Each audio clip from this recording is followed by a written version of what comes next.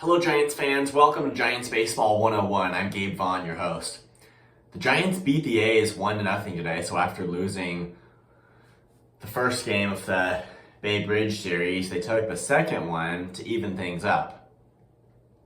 Logan Webb pitched a complete game shutout, so it was just classic Logan Webb on the mound today. The Giants got one run, and that came on a sacrifice fly by Brett Wisely in the fifth inning. So the Giants just edged past the A's, did what needed to be done, and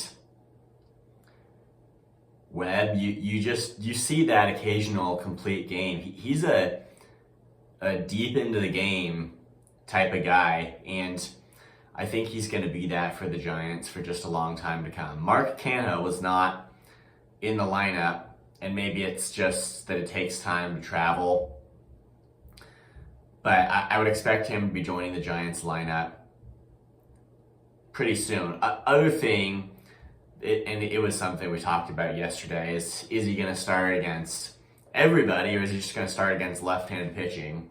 Now, ideally, I think left-handed pitching, a platoon role, is best for him. That's where he puts on production. That's where he hits the best. Obviously, I don't know how the Giants are going to end up, which route they're going to end up going.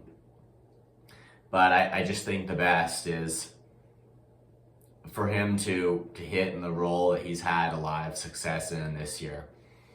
Now, the other issue I wanted to talk about is just essentially we see another trade deadline that just, compared to what the Giants could have done, I mean, and it's not just Canha, a guy who didn't hit like super well overall this year, but even Tyler Matzek, the reliever they brought in from the Braves, he's not put up a good ERA with the Braves so far this year. And there were some other trades that went through very successfully.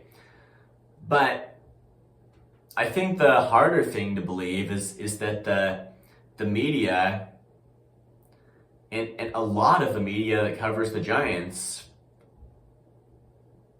is they're letting this equilibrium thing be acceptable for the Giants. They're letting it be acceptable. I heard more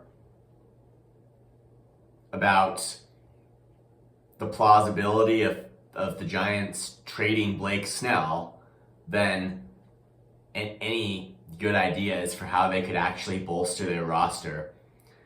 And so much about trying to balance buying and selling. That was the kind of stuff that was talked about in 2022 as well. Trying to balance buying and selling at the trade deadline. It's not just that the Giants are doing what the Giants are doing is so unproductive from a perspective of,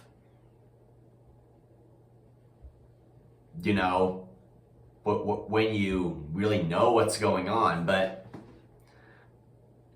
it's getting, they get by with it because I feel like the way they're covered, and let me just say this, other general managers are criticized, and for the Cardinals, if John Mozeliak has a job at the end of this season, he's going to be a very fortunate man. And I can't really go over all the case scenarios here, but there are others, and it's the same thing with Ollie Marmol, the Cards manager. Other places, people are getting criticized, but the media coverage of the Giants, they're letting this be acceptable. So it's not just that they have to take a moderate opinion on everything, because clearly they don't. It's just for whatever reason, they decide to do this. Every trade deadline goes by and the Giants, they don't do what they need to do. And they can make it sound really good and even really professional too.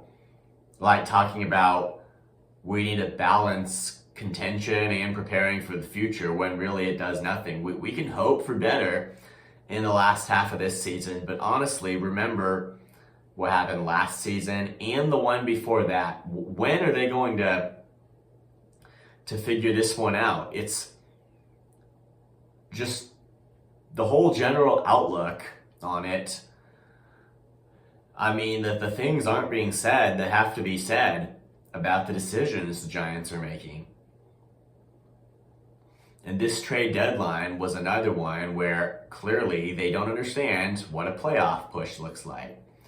So it's kind of some of the same stuff I introduced yesterday, but just wanted to give a little bit of a different angle here. It's not just what we think, and that's just a very small part of the picture. Like the management on other teams, they're getting criticized when the Giants, they're just sitting suspended in this midair kind of thing where they're not going one way or they're not going another. And that seems to be okay. And I don't know why. Thank you for watching. This has been Giants Baseball 101. Please subscribe if you haven't. Also, please leave your questions and comments. You know where to do it. I'll see you next time on Giants Baseball 101.